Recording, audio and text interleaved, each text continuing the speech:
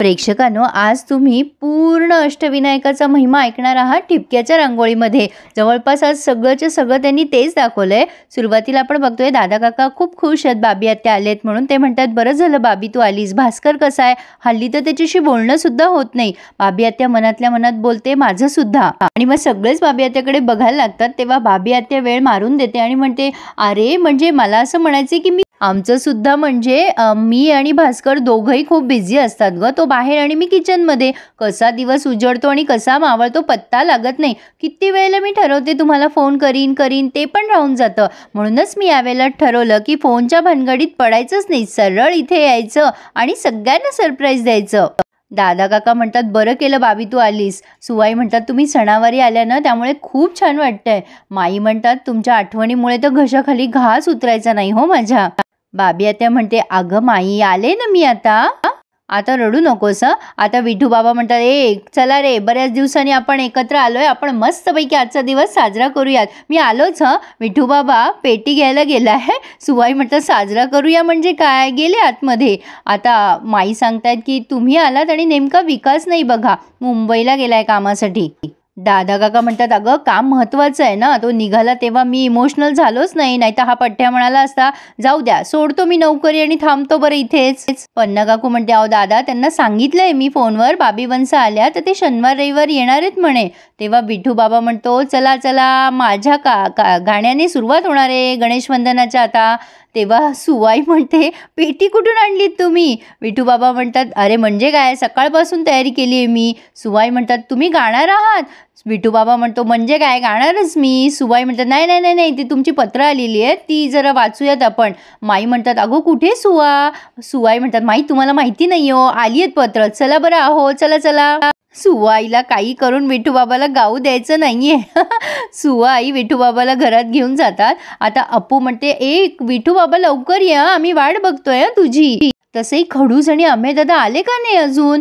तेवढ्यात अमेय आणि शशांक आले. तेव्हा बाबी आत्या त्यांना खुणवत असतात, म्हणजे या सगळ्यांना की सांगू नका म्हणून. आता हे पाठमोरे आहेत बाबी आत्या त्यांच्या. आता अप्पू म्हणते, कसे आहात तुम्ही दोघं जण? अरे काय रे खडूस, असा कसा तू, बघ तरी कोण आलंय.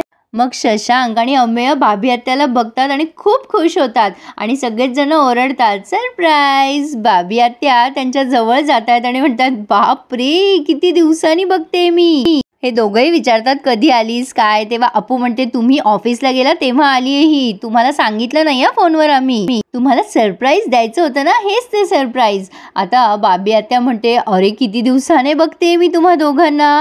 हे अमेय वरून किती मोठा झाला. शशांक, तू पण बाबा होणार आहेस रे आता. काय रे तुम्ही पोरं, माझ्या अंगा खांद्यावर खेळलात आणि आता इतकी मोठी झालात. हे तुम्हाला खरं सांगू, मला असं वाटतंय ना की मी गेले अनेक वर्ष तुमच्यापासून लांब आहे रे. शशांक म्हणतोय, हो आत्या, खरंच तू नव्हतीच गेले कित्येक दिवस, पण आम्हालाही खरंच एक एक दिवस युगायुगासारखा वाटत होता ग. पण तू आली आहेस ना, आता आपण मज्जा करूया त्यात. अप्पू म्हणते की आपण कल्चरल प्रोग्राम केलाय खडूस, तुम्ही पटकन तुमच्या जागा घ्या बरं, आपल्याला छान प्रोग्राम सादर करायचा आहे आता. आता विठू बाबा म्हणतात की सुवा काय पण सांगतेस, मला काही पत्रवित्र आलेली नाहीये, चला चला कार्यक्रमाला सुरुवात करू. आता प्राची म्हणते, अरे थांब विठू बाबा, आजचा कार्यक्रम वेगळा आहे, सगळ्यांचा ग्रुप परफॉर्मन्स आहे. अप्पू विठू बाबाला समजवते, अरे विठू बाबा आपण अष्टविनायकाचा कार्यक्रम करणार आहोत ना. अरे माईने सांगितली आहे ना, अष्टविनायकाची कथा सगळ्यांना समजून सांगायची आहे, हो की नाही. मग अरे असं किती 8 भजनं म्हणायची आहे, तुझा घसा कोरडा नाही का होणार. अरे आत्ता प्राचू म्हणाली ना तसं आपण ग्रुप परफॉर्मन्स देणार आहोत ना, त्यामुळे आपण आता तो देऊयात. तर प्रेक्षकांनो, त्यांनी अतिशय सुरेख पद्धतीने अष्टविनायकाचा महिमा, जे जुनं गाणं आहे ना ते सादर केलेलं आहे. आणि ह्या गाण्याच्या प्रत्येक कडव्यावरती, म्हणजे पहिल्या गणपतीपासून ते 8व्या गणपतीपर्यंत प्रत्येकाने सुंदर परफॉर्म केले आहे. मी तुम्हाला हे एक्सप्लेन करूच शकत नाही, अतिशय सुंदर परफॉर्मन्स आहे. सुवाई, विठू बाबा, अमेय, मानसी या सगळ्यांनी त्याच्यावर परफॉर्म केलं आहे. आणि अप्पूने जे डान्स खाली बसून करता येतील ते तिने छान पद्धतीने सादर केलेत. पहिला गणपती, दुसरा गणपती, तुम्हाला ते गाणं माहितीच असेल. आणि या सगळ्या याच्यावर त्यांनी अतिशय सुरेख, म्हणजे जवळपास 8 मिनिटं हेच गाणं सुरू आहे, त्यामुळे आपला रिव्ह्यू खूप छोटा झाला आहे. तर मी तुम्हाला आता फायनली शेवटचंच सांगते, जिथून यांनी संवाद बोलायला सुरुवात केली आहे. त्यातले काही मी दृश्य तुम्हाला दाखवलेत. प्राचीचा डान्स झालाय, अप्पू, सुवाई आणि पन्ना काकू यांनी सुद्धा वेगवेगळी मुद्रा दाखवल्यात गणपतीच्या, अतिशय सुरेख. ह्या सादरीकरणाला दुसरं तोडच नाही प्रेक्षकांनो, अतिशय सुरेख. आज रात्री तुम्ही नक्की टीव्हीवर बघा. मी तुम्हाला प्रत्येक गोष्ट नाही एक्सप्लेन करून सांगू शकणार, कारण खूपच छान पद्धतीने त्यांनी सादर केले हे सगळं. तर असो, अशा पद्धतीने यांनी ते अख्खच्या अख्खं गाणं सगळं परफॉर्म केलंय, 8ही गणपतीचं. आणि मध्ये अप्पूने कसा गणपती तयार केला वगैरे वगैरे ते सगळं तिला आठवतंय. तर आता अशा पद्धतीने यांनी गणपती बाप्पा मोरया म्हणून जयघोषणा केलेल्या आहेत. हे गाणं ऐकायला तर सुंदरच वाटतं प्रेक्षकांनो, अतिशय उत्कृष्ट, कानांना एवढं मधुर वाटलं ना, काय सांगू तुम्हाला. आता सगळेच जण तिथे बसलेत आणि कौतुक करतात सगळेच जण की खूप छान झाला ना कार्यक्रम. बाबी आत्या म्हणते किती बदलले ना हे दोघं जण, किती भांडायचे आधी, आता छान जुळवलंय हा दोघांनी एकमेकांशी.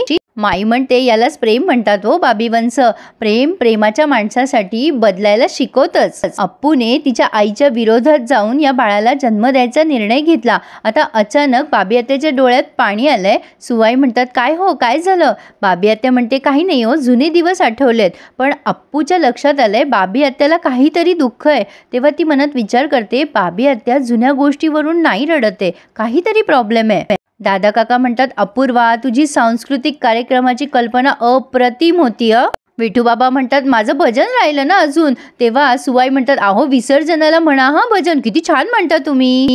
अप्पू म्हणते आता उद्या आपल्या बाप्पाचं विसर्जन आहे ना, तर माझ्या डोक्यात ना एक आयडिया आली आहे. आपण ना ढोल ताशा पथक घेऊन येऊया ना, प्लीज प्लीज.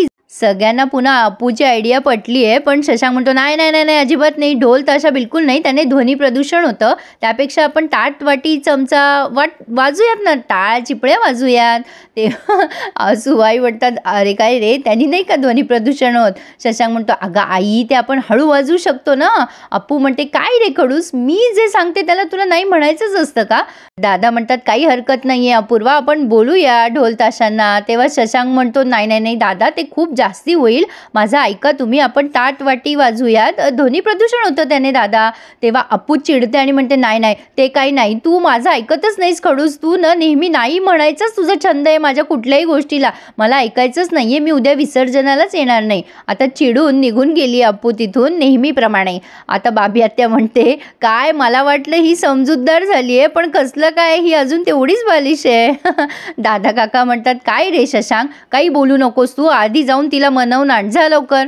आता शशांकराव गेलेत तिला मनवायला अप्पूला. तर प्रेक्षकांनो इथे त्यांनी हा रिव्ह्यू पूर्ण केला आणि पुढे आपण बघतोय की अप्पू मॅडम कंप्लेंट म्हणत असते, म्हणजे कंप्लेंट सांगत असते की तू असंच करतो खडूस, माझं कधी ऐकतच नाही. तेव्हा पण चॉकलेटचा गणपती करायचा म्हणले मी, तर तू गुळाचा गणपती काढलास, मला तुझं काही ऐकायचंच नाही आहे. आणि पुन्हा शशांक सॉरी अपूर्वा म्हणून तिला जवळ घेतो. बस एवढंच दाखवलंय प्रेक्षकांनो त्यांनी आज. आय नो रिव्ह्यू छोटा झालाय, पण त्यांनी सगळंच्या सगळं पूर्ण अष्टविनायकाचं गाणं दाखवलंय, अतिशय सुरेख, तुम्हाला खूप आवडेल. नक्की बघा, एन्जॉय करा आणि मी कसा रिव्ह्यू सांगितला तेही मला कळवा. So please subscribe my channel and enjoy my review.